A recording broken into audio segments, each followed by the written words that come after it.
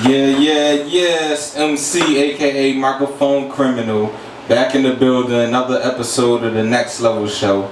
And this week we got special guest, Mr. EQ Philly, aka Donta Deisel. And we also got Reese Banga in the building. What's up, fellas? Yo, what up? It's your boy Donta Deisel, aka EQ Philly. And right now, man, I'm chilling with my man Microphone Criminal, and I'm just feeling good about the whole movement. Starline Radio, you know what I'm saying? And my man Reese Banga. I mean, we got so much chemistry right now. Tight circle, one half a tight circle in the building, you know what I mean? We just doing our thing, and we just proud. Actually, we're excited, thrilled to be on your show. We appreciate it. No doubt. Okay. So first off, I just want to ask, you go by EQ Philly and you also go by Donta Deisel. Is there a difference, like as far as, are you getting rid of one and using the other one, or what's the story behind that? No, we're not getting rid of nothing. At the end of the day, when I do movies, films, videos for people know me by EQ Philly. I mean, my film company is called EQ Film Productions. Right. But for the music game, I had to switch up on them a little bit this year. So in January, I said, I'm just going to come up with a new image, bald head, goatee, and just say, you know what, I'm going to use my middle name, Donta Deisel, and just rock out. You know what I'm saying to you? So for the music that you're going to hear today, that whole persona of Donta Deisel is just me just coming out my shell, letting the world know, it's time to accept the music.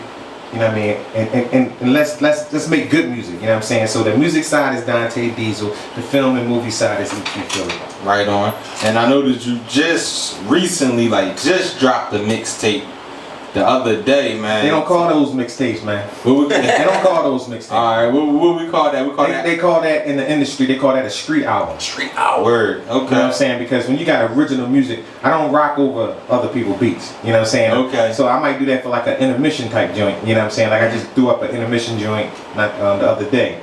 But for the most part, I don't like really rocking over other people's beats because it doesn't really show me. I produce music. I write music. You know what I'm saying? I want people to get all of me, not just part of me. You know what I'm saying? So that's why they call it a street album until you certified label type situation. You know what I'm saying? There you go. That's what's up. So, my man Reese, what's up with you? You got some things about to come out? Oh man, I've been doing some major work with Big Homie, and he got me on the right path right now. I'm all for hip hop, you know what I mean? It's a lot of people, following the trends instead of setting them. So we just here to bring the East Coast back, man. And I believe I'm under the right wing right now. So we're here to make it happen. Okay, that's what's up. How long y'all been working together? This year alone, you know what I'm saying? Like, it just happened? Yeah, it just happened. Like, you gotta understand, like, we shot the movie last year. I got him in the movie. Changed the beat. We'll talk about that a little later. But we always kept saying, we gonna work together. We gonna rock out. And then one day this year, earlier, because I was working with Last Donna, my man Dakota Black, Jay Shine, and Miss Caddy, Miss Trinity. And at the time, things wasn't working the way I would like to see them, and then they came out the clear blue sky. It was like, yo, no Q, we want to work with you. You know what I mean? We want to rock out. We want to see what you're all about. And from the first day one, we was just making hits ever since. Like just every track, because I make beats on the go. It don't take me about half an hour to do a beat. Right. Like I just go in, feel the chemistry, the vibe, and just whatever's in the room, we just make it happen. Okay, that's what's up. So you're a fast worker and that's still. Well, you gotta understand, I went to school in '95. I used to intern at Sigma Sound Studios. I went to the Art Institute for Music and Video Production, so I know what the sound. The Art Institute. Yeah. Shout out to the Art Institute. Yeah. I know I tried to go to Art Institute, but them Jones was too high, man. I couldn't get up in there. But trust, I didn't finish. But Art Institute got that work though, that's for sure. No. I'm in DeVry University right now. Shout out to DeVry. Yeah, shout out to them too. I'm in for web development and applications. I've been on the dean's list for a year and a half. But enough about all that. It's about this hip hop. You know what I'm saying? But basically, at the end of the day, you know what I'm saying? Reese came in with my man Dane Dollars, and they just had this chemistry. It was like, we can do this. We liking your beats. We see what you're doing, and we like the movement. Let's just rock out. And I was like, you know what? It's all about consistency, man. If y'all can show me y'all consistent, I'll show you some work. And ever since then, man, they've been consistent. Yeah, consistency is everything. Alright, that's what's up, man. So loyalty is everything. Integrity is everything too. A lot of people ain't got that. Right. So how long you been doing your thing? I guess since there's so many sides of you, I guess we'll tackle the hip hop. Let's just take you back. 1986, like what? Yeah, I've been doing this thing since Lady B was in the chair at Street Beat. You know what I'm saying? I used to beatbox back in the day. You know what I'm saying? But you know, I mean, the history goes back to Urban Expressions when they were on Channel 48 with 48 at Box and. I mean, I got so much history in this city. I remember, I'll tell y'all one secret that y'all don't know. I remember Jack Frost, he was Big Tab. Yeah. You know what I'm saying? So, that's exclusive. That's exclusive right there. You know what I'm saying? Like, we used to all be down at the 7th and Filbert getting it in. You know what I mean? So, I mean, that's love. But I love Jack Frost from the bottom of my heart. Like, because he was a real dude. One dude that I know for a fact that's a real dude.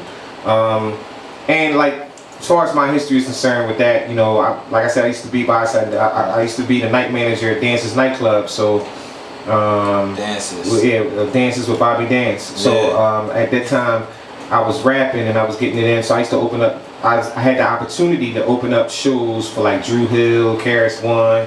You know, the love Bobby Dance gave me to allow me to do something like that. It just gave me more experience in the game, and I used that as a networking tool to meet different people in the industry, collaborate with my energies of working at Sigma Sam Studios as an intern, and just make different projects. You know, I always had B projects. I can't lie about that, but I did work with the best. I worked with Scott Storch.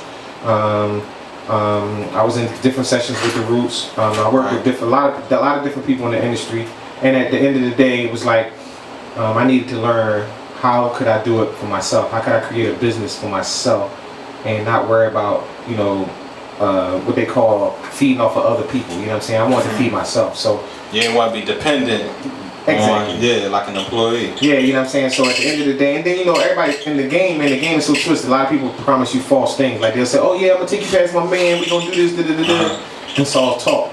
Yeah. So I created my own lane to where now if I want to reach out to industry people, I can do that for myself. You know what I'm saying to you? And the respect comes from the fact that my work speaks for itself as far as my movies, as far as my music and everything. So at the end of the day, I'm just starting my own trend, you know what I mean? Right. And I'm just using cats like Tight Circle and a couple other people I'm working with as venues to where I can fall back from the music, they can step up, and I can concentrate more on the visual side of it, you know what I'm saying? Okay, I understand that. You know what I mean? At this point, I rap for the fun of it. I don't rap to be the best. I don't rap for people to sit and hate. I mean, the people gonna hate regardless. I don't rap for all that. I rap for the fun of it. I love hip hop. It's bedded in my veins, and I like the fact that East Coast is coming back now. You know what I'm saying? So I mean, you got so many movements going on right now, but East Coast got a strong movement coming back with Slaughterhouse and a lot of other people. You know what I'm saying? So I want to catapult that idea, and we be the forerunners for Philly hip hop. You know what I'm saying? And bring that sound back. You know what I'm saying? So that's what we're hoping to do. That's what we're hoping to achieve. All right, that's what's up. So back into that history lesson, you said you started off beatboxing. So was it like a natural transition to start rhyming, or was it something in particular that made you say, you know what, I want to start spitting? I mean, the history of it is my man Mellow D, right, was my partner, and he used to rap and I used to beatbox for him. And we opened up for Cool C when he was out, and the whole movement was Steady B and them at the YMCA on 52nd Street with Lady B. And then one day I was like, because they used to call me Baby Ice, and one day I was like, you know, I could do this rap thing. And I was like, I could do this rap thing. I mean, my man was kicking his little words, and so I would pick up a dictionary and just try to, soak up as much information from the dictionary as possible, so that when I'm spitting, I sounded like more educated and more on my game. And I was a young buck doing it. I had to be like 17. I just started rapping about 17, something like that. Okay. And then from that point on, going to college. Fell in love with it. Oh man, I fell in love with hip hop when I started. I was a dancer before I was any of that.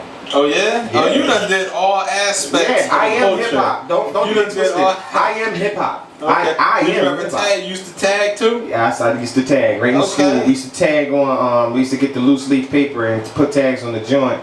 Because if you got caught in the hallway tagging the wall, you got in trouble. Yeah. But we used to tag the loose leaf paper. I used to send females like little tags on paper with their name on it, and they thought that was cute. And then I would, give my kiss for the day. You really is You really are that. Yeah, I'm hip hop, baby. I'm definitely hip hop. Hip hop is in my veins. All you gotta do is really go listen to the music. You would hear the roots in my throat. Like when I speak hip hop. I speak Philly hip hop. You know, I'm not a true 110% b-boy from like that New York slang type of talk, but I am definitely hip hop when it comes to Philly. Alright, that's cool. That's what's up. Yeah. So the Street album that you just recently dropped, you wanna like tell us a little bit about it, like how it all came about? To everybody out there listening, man, straight up, the album Amplifier is dope. Don't sleep on this album. Don't sleep on what they call a mixtape album. Don't sleep on it. First of all, the album comes from the concept of loudness, loudspeaker, time to speak out. You know what I'm saying? It's been a while since East Coast was able to speak out.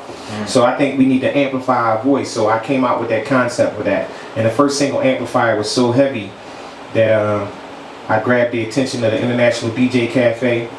And they was spinning my records like crazy, loving it. I would give them drops, they would spin it. And then my man, DJ Mackey, who's hosting the album, had him come to my house.